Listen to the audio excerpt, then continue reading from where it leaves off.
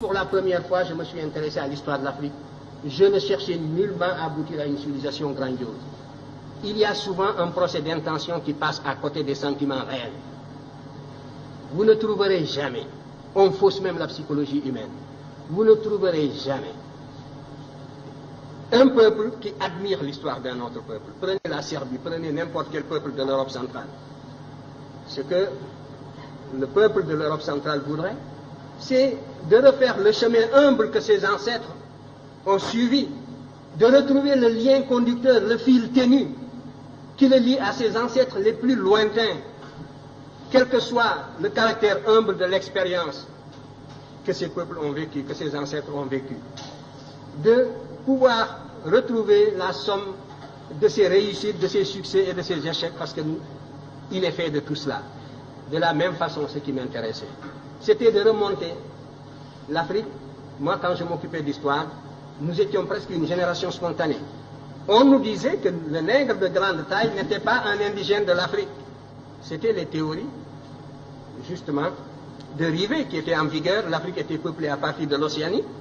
Donc, le noir que vous êtes et moi, nous sommes des occupants. Nous sommes des étrangers qui sommes venus sur un sol qui nous est étranger. Les seuls habitants de ce pays, c'était les Pygmées. Le noir a devancé le blanc est venu, s'il est plus fort, il évince le noir qui est un étranger comme lui. Voilà les théories qui étaient en vigueur. Quant à l'origine réelle du noir, ça se perdait dans la nuit des temps. Et notre histoire était enseignée avec des dates qui apparaissaient comme des contes d'épiciers. Alors, devant une telle situation, la seule chose qui m'intéressait, c'était, j'étais habité par la certitude, a priori, que nous sommes là, sur ce continent, en même temps que les autres, que nous avons toujours vécu ici, que nous sommes des noirs des hommes capables, aussi capables que les autres. C'était la seule chose que l'on pouvait supposer a priori. Et ce qui m'intéressait, c'était donc de retrouver ce chemin humble qui me conduirait à nos ancêtres les plus lointains. Et quand je suis tombé sur l'Égypte, mes camarades le savent de ma génération, j'étais gêné. Ça ne m'intéressait absolument pas de tomber sur l'Égypte, pour ce que je cherchais. Si le fil conducteur, c'est la continuité, c'est la restauration de la conscience historique qui m'intéressait. C'est cette conscience historique qui est le ciment, qui réunit les individus d'un peuple, qui fait qu'un peuple n'est pas une population, un agrégat d'individus sans lien. C'est ce sentiment historique seulement que je voulais restituer, restaurer.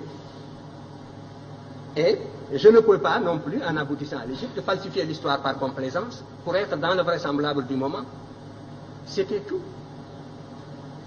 Alors, on me demande... Motif de déplacement. Oui, le motif de déplacement, les migrations, vous savez, les migrations, il y a toujours une pression matérielle, soit des intempéries, phénomènes climatiques, sécheresse comme au Sahara, voilà, nous le savons. J'ai identifié plusieurs voies de migration. Le Sahara, à partir de moins 7000, j'ai établi des datations au C14, qui nous donne un Sahara qui commence à se désertifier vers moins 7000, même, oui, j'ai trouvé même des dates de moins 8000. Donc, à partir de là, le Sahara se désertifie. Les populations qui étaient plus au nord sont montées vers l'Afrique du Nord. Et les Noirs qui sont en Afrique du Nord, ce ne sont pas seulement des Noirs qui sont allés là-bas du fait de l'esclavage du Moyen-Âge. Ils font partie aussi d'une souche très ancienne. Et les populations qui étaient plus au sud sont descendues. C'est les Proto-Wangara qui sont descendus vers le sud, d'autres sont allés vers l'est. Donc, il y a là une cause climatique de déplacement de peuples. Je vous ai dit que les déplacements se font à la petite semaine. Il y a 2400 ans, ce qu'on appelle la dernière période humide. Toute l'Afrique était couverte de prairies herbeuses. Donc, on pouvait se déplacer depuis la vallée du Nil jusqu'à l'océan Atlantique en marchant derrière des troupeaux. Par conséquent, là aussi, il y a une voie de migration. Maintenant, il y a la corrélation également entre des événements intérieurs et des événements extérieurs. Il est certain que le sac de Thèbes par les Assyriens, la façon féroce dont les Assyriens ont détruit la ville de Thèbes en 663, a eu des répercussions comme l'occupation de Paris par les Allemands, mais ça n'a pas duré. Donc la métropole noire, une fois qui était vénérable, millénaire, la première fois qu'elle a été mise à sac, ça a eu des répercussions profondes sur les populations africaines qui vivaient presque attirées comme en formant une sorte de grappe autour de la vallée du Nil. Dans les publications prochaines, je montrerai que les Égyptiens étaient descendus jusqu'au Shabbat, c'est sûr, jusqu'aux Zaïre. Nous avons des preuves archéologiques de tout cela. Nous avons des preuves archéologiques qui sont venues ici, des preuves relevant de la linguistique, d'autres faits qui sont venus justement jusqu'à la boucle du Niger. Ça concerne la première question sur laquelle je dirai un mot. Tout cela, donc, des motifs climatiques, une pression extérieure, la victoire, la perte de la souveraineté nationale de l'Égypte a fait que les populations africaines se sont relâchées et se sont repliées sur elles-mêmes à l'intérieur pour former des royaumes à l'intérieur. Alors que jusque-là, l'Égypte était la grande métropole, un peu comme les Germains qui étaient de l'autre côté de la rive du Danube par rapport à la civilisation, au foyer romain. L'Égypte était le véritable foyer auquel le reste de l'Afrique noire était lié par 1000 liens d'esclaves. Et à partir du moment où l'Égypte a perdu la souveraineté nationale, ces populations, évidemment, se sont organisées sur d'autres bases. Alors tout cela, ce sont donc des motifs de déplacement. Pour l'histoire, la période la plus proche. Donc pour la plus ancienne, il devait en être ainsi.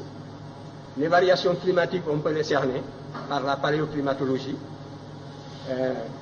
Ça peut être aussi dû au fait que le manque de nourriture, la pression sélective, tout cela, ce sont autant de facteurs qui jouent pour expliquer le déplacement. En tout cas, vous pouvez remonter, vous, en ce qui vous concerne, jusqu'aux racines de la philosophie africaine. Je vous invite à étudier la cosmogonie héliopolitaine. Je l'ai décrite d'ailleurs brièvement dans Civilisation ou Barbarie. Vous y trouverez les prémices. Vous commencerez à vous faire une idée de la consistance de la pensée de vos ancêtres de la vallée du Nil qui étaient noirs comme vous, ici. Si c'était cela, si ce n'était pas cela des arguments, c'est la preuve que, vous voyez, on a presque le cerveau vidé et les arguments d'une certaine source ne se fixent plus. C'est ça l'aliénation. Parce que vous demandez, que valent donc ces arguments-là? Est-ce que j'ai inventé les projections que je vous ai faites, que vous pouvez retrouver dans la vallée du Nil, où vous trouverez justement cette civilisation qui est discutée, ces agents qui se sont représentés plus noirs que vous-même. Mais déjà, vous avez des œillères de l'éducation colonialiste et vous ne pouvez plus voir cette réalité palpable. C'est ça la cécité intellectuelle. Vous comprenez? Où est la raison dans cette éducation? Où est la raison? Où est le développement du sens critique dans cette éducation? Voilà le danger contre lequel nous devons vous prémunir. Il faut que votre cerveau fonctionne. Je disais encore hier et je le répéterai demain, que ce que nous voulons, ce que nous visons dans votre éducation, c'est de réveiller justement le bâtisseur de nations qui dort en chacun de vous. C'est de réveiller le créateur qui dort en chacun de vous. Et cela suppose donc une réforme qui mette l'accent sur la rationalité, sur les facultés créatrices de l'individu et sur l'indépendance intellectuelle de l'individu. Voilà le but que vise mon enseignement en tout cas. Et si je ne l'atteins pas, c'est bien. Les moyens de prouver, ce sont les moyens scientifiques. La critique scientifique, n'est-ce pas, c'est une méthode. Moi, j'ai utilisé tout l'arsenal des méthodes d'investigation et des méthodes de preuve. J'ai esquissé même des méthodes nouvelles pour l'histoire africaine. Que justement, les maîtres que vous citez, je vous parlais des maîtres occidentaux, n'est-ce pas, que vous citez, utilisent largement. Parce que le paradoxe, c'est que tout cela dont vous parlez, ils sont coincés aujourd'hui. Parce qu'il n'y a que cette voie pour renouveler la science historique, et c'est moi qui vous le dis. Et ils sont coincés dans leur propre développement idéologique, et ils ne savent plus comment se dégager de la position inconfortable où ils se trouvent intellectuellement. Ils sont confinés dans des positions idéologiques indéfendables. Et il vous suffirait de fournir un peu d'effort, d'acquérir la connaissance directe pour les dépasser. C'est moi qui vous le dis. Alors, ils voudraient bien sortir de cette position pour récupérer cette littérature. Mais, sans nous citer, bien sûr. Mais tout cela est extrêmement difficile. Et la cause est entendue depuis longtemps. C'est de cela que je voulais vous parler. Vous dites que aussi longtemps qu'on ne reconnaîtra pas, mais on reconnaît déjà. Et maintenant, c'est la conspiration du silence. On n'attaque plus parce qu'on n'a plus d'arguments pour attaquer. Et ce n'est pas le désir qui leur manque, vous le savez bien.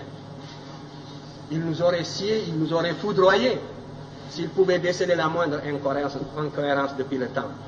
Mais maintenant, c'est le silence, c'est la conspiration du silence, c'est la médisance dans les salons, c'est les apartés avec les étudiants. Donc voilà, à 3 reprises, l'Afrique apporte les éléments de la civilisation au monde, et ces éléments diffusent dans le monde, et pourtant l'Afrique continue toujours passe toujours pour un continent fruste qui n'aurait rien apporté aux autres.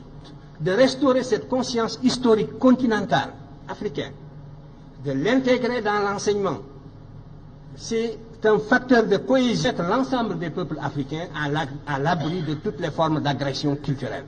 C'est le seul intérêt que présente une question comme celle-là, et c'est à une œuvre d'intégration